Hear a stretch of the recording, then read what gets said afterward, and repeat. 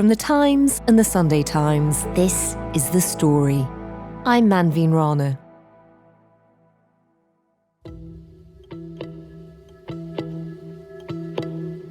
Yesterday, in part 1, and if you haven't heard it, do go back and listen, we told you about the mystery surrounding the former Sunday Times chief foreign correspondent, David Holden, a man with a knack for being in the right place at the right time. He was in Egypt at the time of the Suez Crisis in 1956, in Jordan for an attempted coup in 1957, the Congo during a coup and the assassination of Prime Minister Patrice Lumumba in 1960, the Colonel's coup in Greece in 1967, and the military coup in Chile in 1973 that deposed Salvador Allende.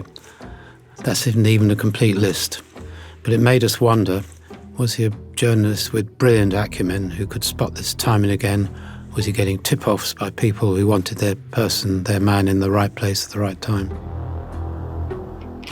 But in December 1977, just days before Christmas, Holden's luck ran out. Within hours of arriving in Cairo to cover the peace negotiations between Egypt and Israel, Holden was murdered and left on a roadside.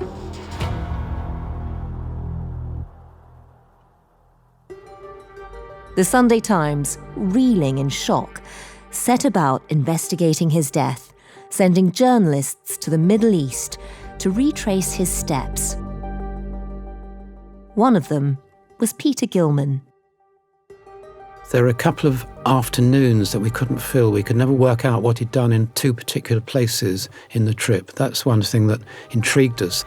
The thing that impressed us at the end of that first stage of the inquiry was someone very badly wanted him dead.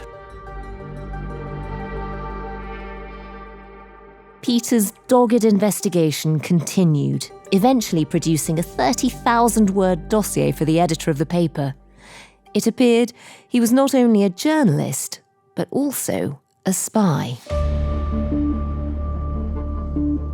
We think he was approached by the British Intelligence Service, and we think they made some attempt to recruit him. We think he was involved with the CIA to some extent, although the nature of that extent was something which puzzled us. There were surprises in his private life too. There was one relationship that we came upon that seemed to us to hold the key to an awful lot. It was with an academic called Leo Silverman. Holden was gay, and the two had a secret gay affair that lasted for 10 years. And did someone in the Sunday Times newsroom know more than they were letting on? Someone was stealing the messages that John Barry and I were sending back to London about what we were finding and more troubling about our travel plans. Someone was following what we were doing.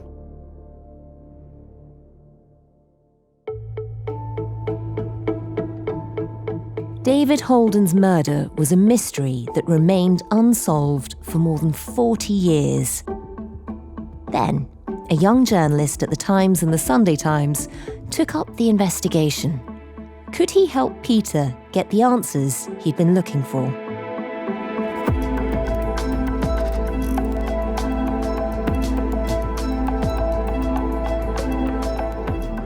The story today: Murder in Cairo, Part 2.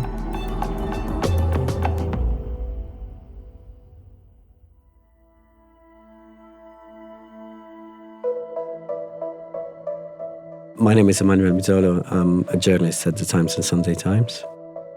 My name is Peter Gilman. I used to be on the Sunday Times staff nearly 50 years ago, and now a freelance writer and author. 2 generations of Sunday Times investigative reporters here.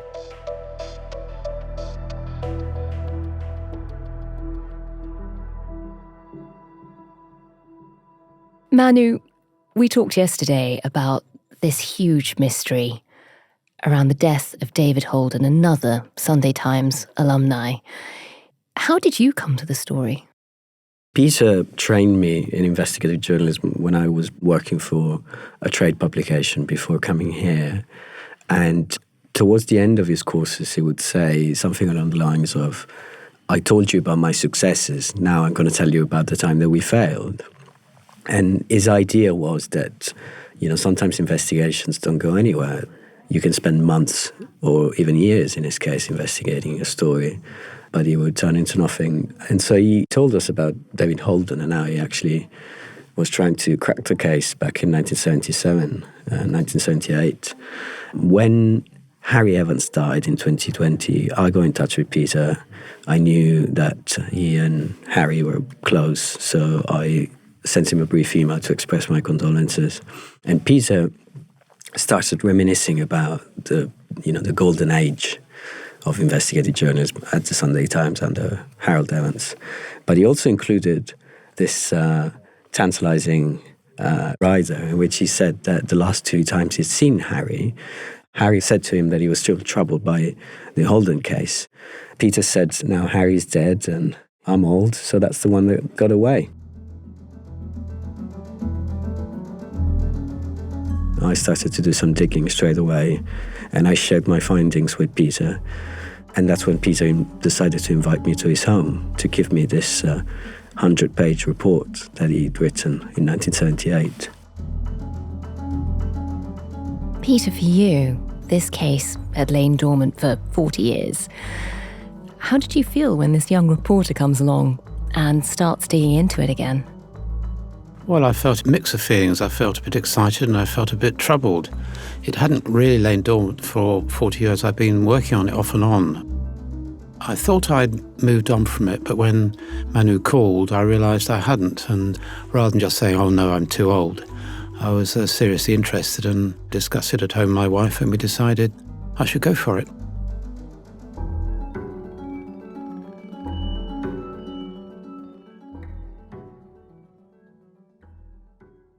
You did need a bit of nudge, persuading? A bit of persuading her to twist his arm slightly. I was nearly 80 when Manu called, and I was supposed to be retired and looking forward to a kind of placid life and doing nice things like travelling. But we did talk about it, and it was the unfinished project, and here was a great chance to see it through, and I thought there's every chance we'd do it. Manu, given how long had passed since the events that you were investigating, many of the cast of characters who were involved, who were there at the time, were now dead. How do you begin to approach a case like that? Yeah, when Peter gave me his report, I immediately started making notes and jot down names and check whether they were still alive, for example, or if they had donated any papers to a library, check if they had left a diary or, if they published a memoir. And many actually had, which gave me plenty of material to study. But the most important thing, I wanted to check if there were any declassified government files.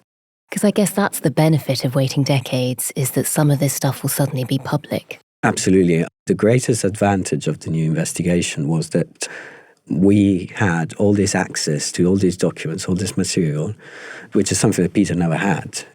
It was a mix of old and new techniques, and I still had to do lots of shoe leather reporting and door knocking and meeting people face to face for interviews, especially because the matter is so complicated. There were so many twists in Holden's life that I had to talk to people face to face. I had to see their reaction. I had to see if they were being truthful or not. Obviously, nothing can replace that, actually looking somebody in the eye and being able to have a conversation. But you did suddenly have so many more resources at hand. Tell us a bit about what you were able to trawl through.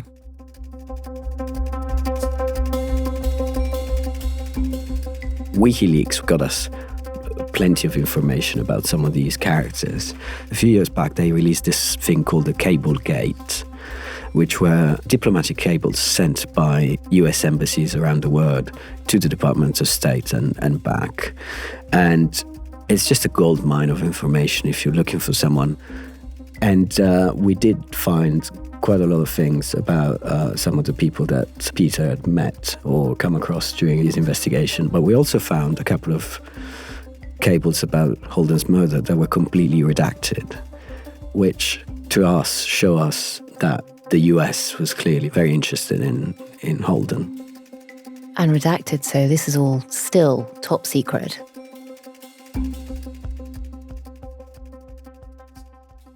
Manu, we know that when the murder happened, the initial investigations, Peter and a few other reporters were dispatched to parts of the Middle East to try and reconstruct David Holden's last days, to work out who he'd met, where he'd met them, where he'd been, and what might have led to his murder.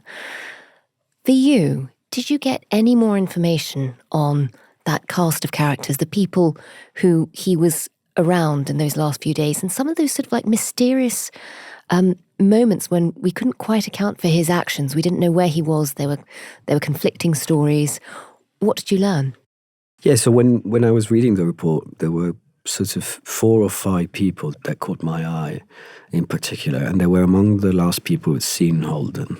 I was intrigued because some of them, like John Fistier, this American businessman whom Holden had met with his wife. And I should just say, as Peter pointed out yesterday, they said they had met David Holden at a particular time. There was evidence from an independent witness who said they'd met earlier. Nobody quite knew what had happened with them. So what did you learn about them? The main reason I was intrigued by Fistier is because of this conflicting account. There was this travel agent who had told Peter and his colleagues that he'd seen Holden going to this cafe with Fistier and his wife just after lunchtime on the last day. Fistier instead had said that he'd only met Holden briefly at 6 p.m. as he was trying to catch his flight. They exchanged a few words and that was it. But there was something that made me believe the travel agent's account more than the Fistier's account. Because if, as the Fistiers had said, Holden had gone to this telex office, that's what Fistier had told Peter, he would have found a telex that was waiting for him. But no one had seen him there. The message was never collected. And so the account that John Fistier had given seemed less credible than the travel agent's man. So I was intrigued by that.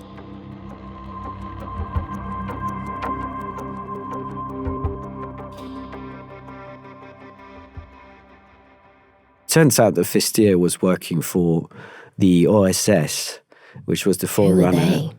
The OSS, the Office for Strategic Services, was the agency that then became the CIA in the 1950s. And Fistier had been in charge of secret operations in Europe during World War II. Then he popped up in the Middle East after the war. And I found confirmation that he was working for this Jordanian tourist board, which had been set up. And he was actually a front for the CIA. So he was still working for the CIA at that point. I found confirmation for that in this memoir that the CIA station chief in Amman in Jordan had written, which clearly stated a number of cover operations that they were running in the country. And one of them happened to be this tourist board that Fistier was working for. And tell us about some of the other anomalies in that narrative and some of the other characters you dug up. The other anomaly that they found concerned the previous afternoon when Holden was supposed to be in 2 places at once. And they had talked to this Palestinian academic who was telling everyone that he met Holden in the West Bank, in the occupied Palestinian territories. But we know from this postcard that Holden had sent to his friend Jan Morris that Holden that day was actually in the old city of Jerusalem. So this Palestinian academic was another one that I was very interested in. And information about him actually came from 2 sources. One was this stellar diplomatic source that Peter had cultivated in the 70s and 80s, who told us that the Palestinian academic was one of many who had been doing favors to the CIA. And in exchange for that, he received American citizenship. And this chap is still alive and lives in the US. So here's another person who seemed to be working for the Central Intelligence Agency. And we still don't know if they actually met in those last few days. We don't think he actually met Holden. We think he was primed to provide an alibi for whatever Holden was doing that last afternoon. And the other big revelation was that the Americans were not supposed to have a CIA station in Jerusalem. But Peter found out from this diplomatic source that that's exactly what they did. They had a very small, super secret CIA station, which happened to be near the Tower of David, also known as the Citadel.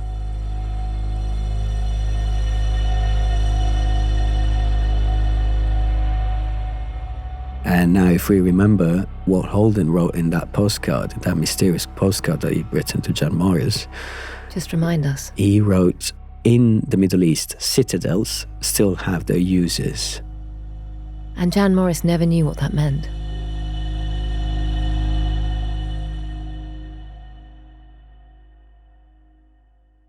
One other person we heard about yesterday who had been in the vicinity when David Holden was around in those last few days was Michael Elkins, a BBC correspondent. What did you learn about him? So Michael Elkins was an interesting figure in the Holden report. I think he was an actual suspect because of the way he grilled Holden to learn about his travel plans. So he asked him, when are you going to Cairo? Where are you going to stay? And we know that Holden lied to him, said that he was not sure that he was going to Cairo after all. Well, turns out that just like John Fistier, Michael Elkins had also been working for the OSS, the forerunner to the CIA, the Office for Strategic Services, and he'd been doing even more secret covert operations during World War II. He was an actual commando doing some serious stuff, and the details of those operations are still classified. Wow. This was what puzzled us when I was looking back into Holden's trip. He was meeting ambassadors and politicians and university professors or whatever, but quite a few people that he actually met had some sort of connections to the CIA. So far you've got a couple he definitely met at some point that day, maybe not the time they said or in the place where they said, who seem to have an affiliation with the CIA. You have a Palestinian professor who says he met him, but it seems to have been an alibi, it doesn't look like they really did, who is also associated with the CIA. Something mysterious was happening that afternoon that he, David Holden, might have needed an alibi for. Did you ever get any closer to what that might be? Any suspicions of what he could have been doing in Jerusalem?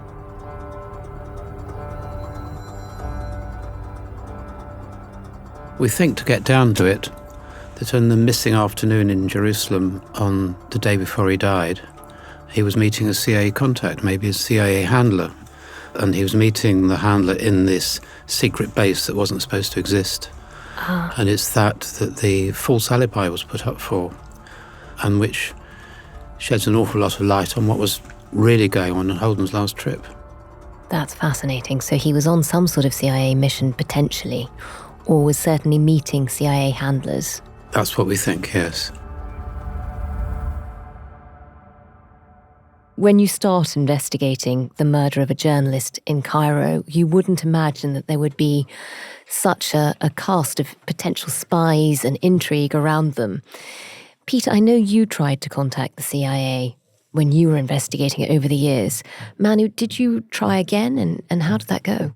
So another thing that I thought, because the Sunday Times had taken this unprecedented step of suing the CIA to get these documents, because initially the CIA said that they didn't have any documents about Holden. Then they said, actually, we do have some documents, but you're not going to see them because they are classified. Yeah. I thought maybe 45 years later, they would finally release them. So I filed a new Freedom of Information request to the CIA. And one winter evening, I received a spooky phone call from someone. This person introduced themselves by their first name only and proceeded to say that they were so-and-so from the agency. I do receive lots of calls. So I was like, which agency? The Central Intelligence Agency. So I was like, okay. It was not a call that I usually receive on a Tuesday afternoon. This person wanted to chat off the record to which I agreed, and then proceeded to tell me I would really steer you off the idea that the CIA had anything to do with David Holden. I was absolutely thunderstruck because it was a question that I never asked. All I wanted to know was if they could release the files that they had on Holden and his lover, Leo Silberman. And this person continued saying, I have no reason to believe that there's anything in our holdings about David Holden. And I just simply know that wasn't true. Because you knew there was a redacted file. Yeah, I told this person, what the history of the case was, that the Sunday Times has sued the CIA for these documents. We know that these documents existed. But this person would not demur and said, I'm steering you off the idea that Holden had an association with the CIA and that is off the record. And I have to say this because off the record is an important provision in our profession. But the reason I'm telling the story now is because to agree that something is off the record is a fundamental principle of the profession. But if you've been lied to, then, the cards are off the table. We think we've been lied to by the CIA, and therefore this is why we are reporting this conversation, because we think it's telling that they would say this, even 48 years after the facts. Becomes a story in its own right. This feels like a cover-up. You mentioned David Holden's lover, Leo Silberman. Did you learn any more about him? So this person was telling me about Holden, but didn't say anything about Silberman. And in fact, there was some declassified documents about Leo Silberman in the CIA archives. It was intriguing. The CIA had taken an interest. The documents were heavily redacted, but I could read between the lines. They basically suspected that he was a spy. Did they say who they thought he was spying for? Well, that's the line that was redacted. Ah. But I don't think it was the British. So it made me think, could it be, the other side? Could it be the Soviet Union? There was one key reference in there, which Peter didn't know about, which was that Silberman had been associated with the French resistance in occupied France during World War II. Now, this was the first time that we heard about this. And that led me to a French composer who had been a friend of Silberman. Now, we were very lucky because this guy had kept lots of letters that Leo Silberman had written to him over the course of 3 decades. And those letters are at a library in Paris, at the National Library in Paris. So I was actually able to go and read the letters. And that was probably the single biggest finding of the new investigation.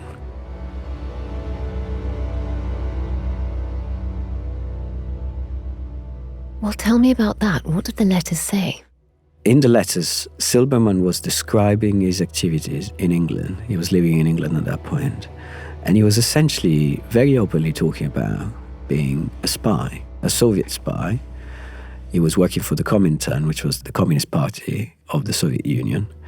He was infiltrating the Labour Party here in London with a view of recruiting young communists to the cause. He was also describing how he was using a mix of sex and politics to actually recruit all these young men. And then from a letter in 1950, I think I found reference to Holden. He was talking about his young pet, who was still not used to, all the mysteries of Silberman's life. I think that was Holden, and we think Silberman actually recruited Holden as a KGB agent himself as early as 1950. I mean, that's a huge revelation. If you go from Holden being potentially a CIA asset, which you suspected, to now also potentially being a KGB spy. I think the key aspect to this is that Holden had met Silberman at some point in the late 40s or in 1950. We know from Silberman's brother that the love affair was well established in 1950. And this was after Holden had been to Cambridge, and it was long before he actually became a journalist. So this kind of made us shift our views completely we had Holden's potential recruitment by the CIA, the work that he'd done for them, minimally writing stories against these leaders close to the Soviet Union, like Castro in Cuba or Allende in Chile, for this magazine, which we know was bankrolled by the CIA. But he was also potentially doing more serious stuff, maybe more dangerous assignments. What we found, though, suggests he'd been working for the KGB throughout. We think the reason he became a journalist was not because his dad was a journalist and that had always been his vocation. We think that was in order to get close to the British intelligence services and the Americans, because at that point, so many journalists were working for either MI6 or the CIA. So many British journalists were doing at least some moonlighting for intelligence agencies. We'll talk about that in a moment. But before we do, I mean, for anyone listening, this is a huge revelation. And people will wonder, are you sure about this? You know, we know that he had a lover who seemed to be working for the KGB, seemed to be recruiting young men. Are we sure he was one of the people who was recruited by the KGB? We're pretty sure about that because we got it from the horse's mouth, in a way. Holden had allegedly confessed to a friend, an academic, a guy called Fred Holliday, that he was a Marxist and that he was working for the Soviet Union, that he was working for the KGB. This was a confession that Holden had allegedly made in the 1970s. It puzzled us that Holden was sort of break his cover. But the interesting thing is that, well, A, it fits everything that we found about Holden, and B, Halliday actually kept this as a secret until his very last days.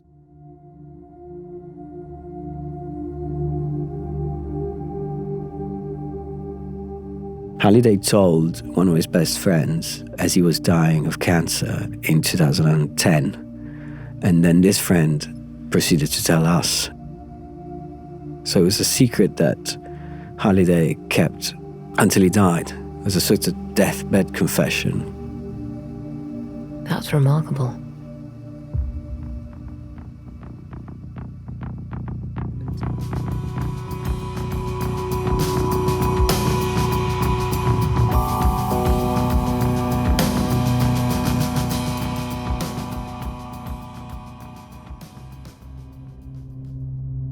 This is such a shocking story in so many ways. This is a mystery that's gone on for 40 years. Turns out this journalist who was murdered might have been a CIA spy, might also have been a KGB spy.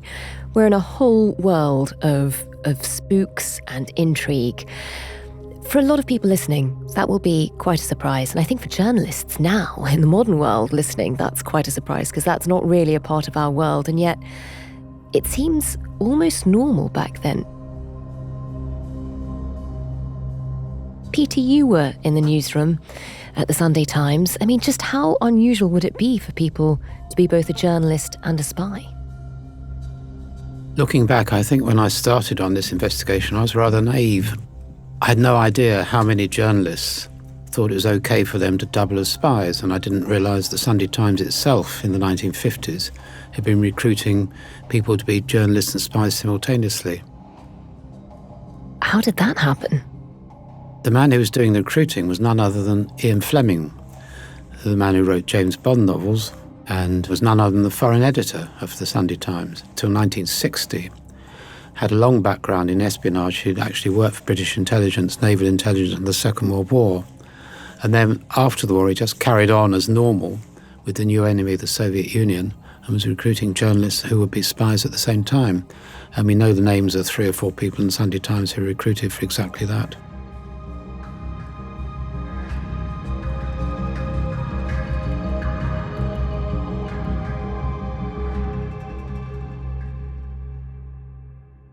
Why was being a journalist seen as such an asset for somebody who was also a spy? Journalism actually provided excellent cover for spying. I mean, I talked to a retired KGB general who was now in his 90s, and he was posing as a journalist himself in the US. Yeah. And he told me that, being a journalist was the best cover because you had more freedom in terms of going around, asking questions and this kind of stuff. One journalist who I knew very well, a man called Tony Terry, had also worked in British intelligence in the war, and he was one of the list of people who Ian Fleming hired after the war to be spies and journalists simultaneously. What's particularly interesting about Tony Terry is that he was also assigned, like me, to the Holden inquiry in 1977. So who knows who was he working for at that time. So he was dispatched to the Middle East to find out what had happened to David Holden, but might even have had a few clues. Yes, he was sent to Jerusalem, and whether he knew more than he was letting on, or whether he actually did all the inquiries he was supposed to do, I'm not sure. Tony Terry is dead, unfortunately, just another one of the people, who died. But his stepdaughter is still alive, and I managed to talk to her. When Tony Terry died, she'd found all these letters that Terry had kept between him and Fleming. And she managed to reconstruct his spying career. He's been working as a spy and a journalist for 50 years. And she's convinced, based on the things that I told her and on her own research into the case, she's convinced that Tony must have found out the truth about Holden quickly, but he was actually covering it up because he was too damaging for Britain.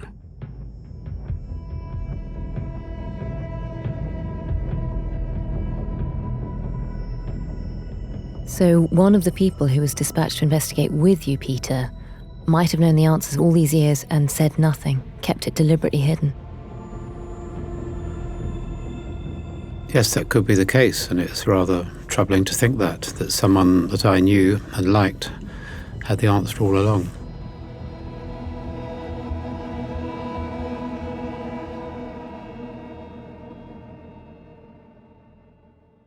So Peter, potentially you were working on the investigation with somebody who knew the answers but kept it covered up. It suddenly feels like everyone in the newsroom around you could be a spy. Do you think that got in the way of your investigation?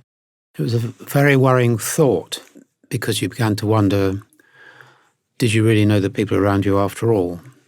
And the thing that provoked that fear, that paranoia most of all, was when a lot of the messages that I was sending back to the Sunday Times from my second Middle East trip were found to have been stolen from the Sunday Times Foreign Department. So these are the telexes that you told us about yesterday, which had gone missing in the office. And as you later found out, they weren't the only ones. David Holden's messages back to the office, which revealed his travel plans in the last days before his death, had also been taken. Were you able to find out who was behind that? Initially, what Peter thought was that the killers must have known about Holden's travel plans because they stole the telexes. I don't think that's the case. We heard of another confession by a telex operator, someone who was actually sending and receiving these messages, who told us about another of Fleming recruits at the Sunday Times. His name was Donald McCormick, and he was a foreign manager at the Sunday Times. And very recently, the son of one of the telex operators came to us and told the story of how this operator was questioned very closely by MI6 after the murder about the stolen telexes. And then he told his son that this man, Donald McCormick, had come to him and said, "I want copies of all Holden's telexes from now on, please." Now, the story has got some holes in it, but if you're looking for a candidate for the person who stole the telexes, Donald McCormack is right up there at the top of the list. Now, I don't believe that MI6, British intelligence services, had anything to do with Holden's murder. I have to say that. But I think the old telex mystery was part of the cover-up when they did find out somehow that Holden was KGB. Yeah. And the truth was just too damaging for Britain.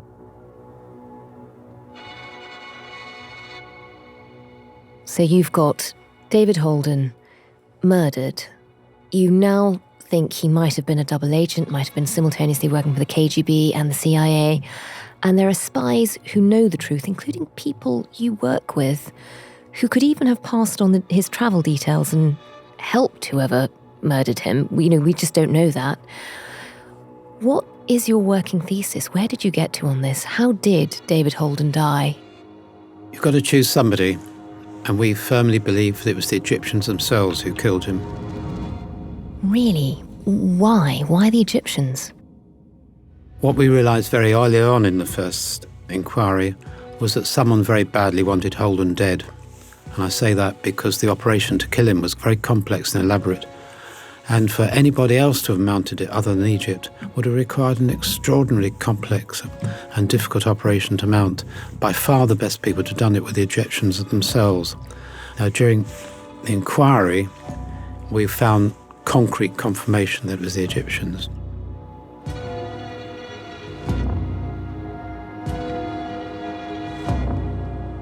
Another key revelation was a confession that a very important man in Egypt, a journalist and a former government minister called Mohammed Haykal, had made to a friend of Holden.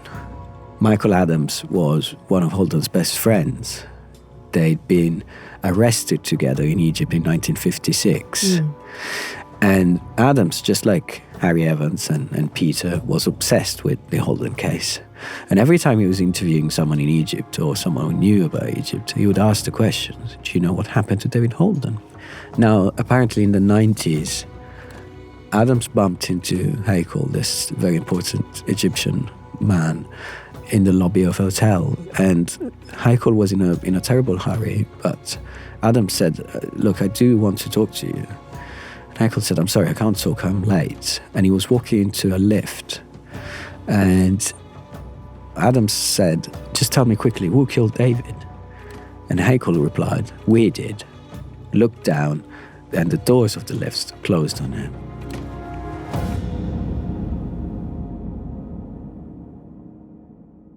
I mean, why is it the Egyptians who kill him? If you actually look at it from 1974 onwards, that gave us some essential clues to what was happening. 1974 was the year that Egypt shifted from the Soviet sphere of influence to the US one.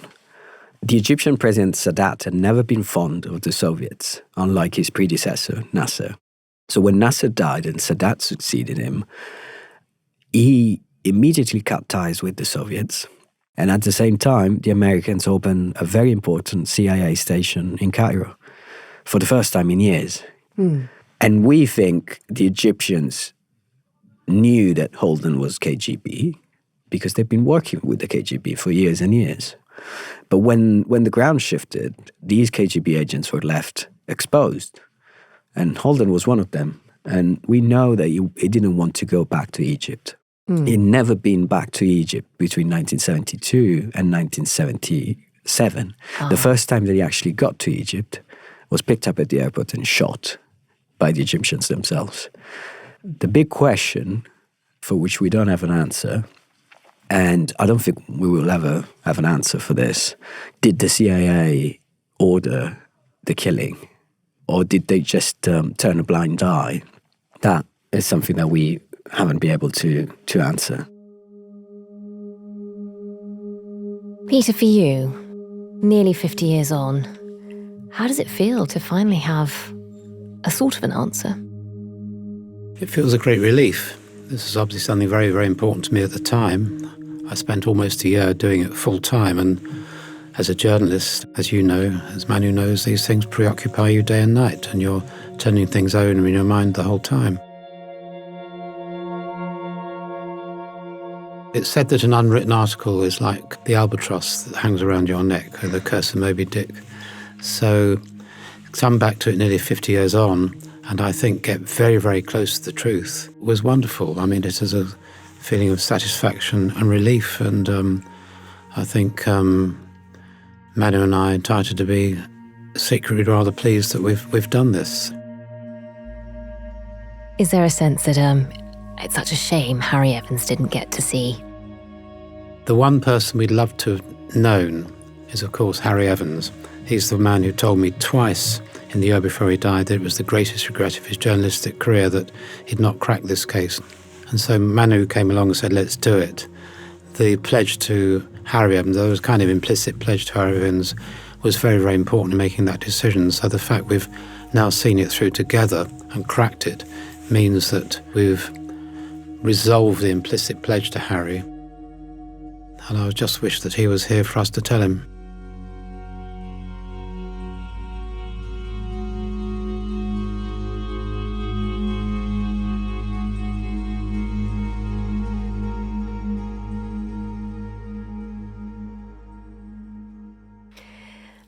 Congratulations. Thank you. Thank you. What are you going to obsess about now? What I'm going to do is going back to what I was supposed to be before, which is retired. You need to clean the mess in the garage as well. And fulfil my pledge to clear up the house, which has been rather cluttered for too long time for me to think about. Well, good luck with that. Thank you.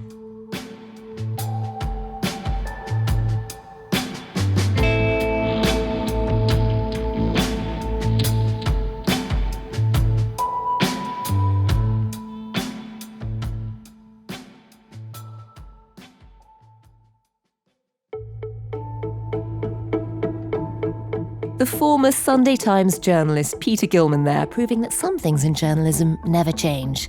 And Emmanuel Modolo, brilliant investigative reporter at the Times and the Sunday Times.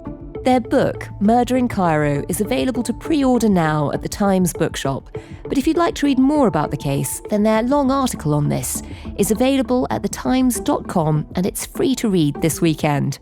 There's a link in the description of this episode. The producer today was Edward Drummond. The executive producer was Kate Ford. And sound design and theme composition were by Mal Lassetto. If you can, please do leave us a review, or better still, send this podcast to someone who you think might enjoy it. Thanks for listening.